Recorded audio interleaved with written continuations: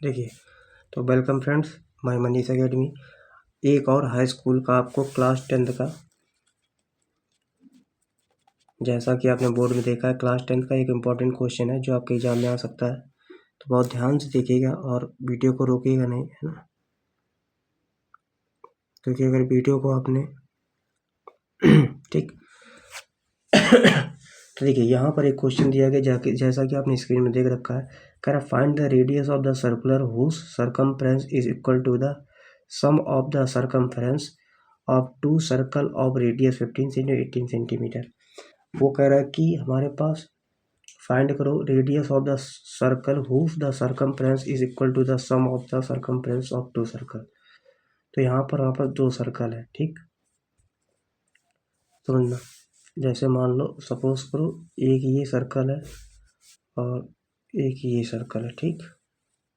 कह रहा find the radius of the circle whose circumference is equal to the sum of the circumference of the two circle. मतलब इन दो circle के इस सर्कल के सम के बराबर है, ठीक। ये तो ये जो सर्कल है इन दोनों के सम के बराबर, लेकिन किसके बराबर है? सर्कमफेरेंस के। तो इसका जो अगर मान लो रेडियस है R1 और इसकी मान लो रेडियस है R2, ठीक। और ये है इसकी रेडियस क्या, मान लो यहाँ पर R।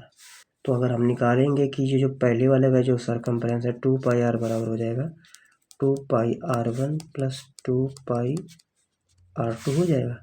तो देखिए यहाँ पर R1 है और यहाँ पर R2 है। इस तरीके से सवाल लेके दिया जाएगा, पूछा जा सकता है, ठीक। तो यहाँ पर R1 हो गया, यहाँ पर R2 हो गया। तो अब देखिए यहाँ से हम क्या कर लेते हैं, 2π को अगर हम ऐसे लिख के यहाँ से 2π कॉमन ले लें तो हमारे बचता R1 प्लस R2।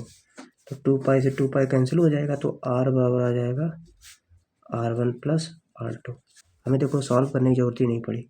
अब हमारे पास क्या निकल के आया है, और जो तो वहाँ पर दो सर्कल थे, ये जो सर्कल थे इनकी रेडियस हमें दी गई थी यहाँ पर। तो आप लिख सकते हो, हमें गिवन था तो हम साइड में लिख देते हैं। R1 हमें दी गई थी 15 सेंटीमीटर और R2 दिया गया था 18 सेंटीमीटर, ठीक।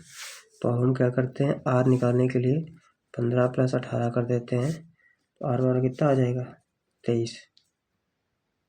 15 प्लस 18 है, ठीक, तो 23 सेंटीमीटर आ जाएगा, है ना।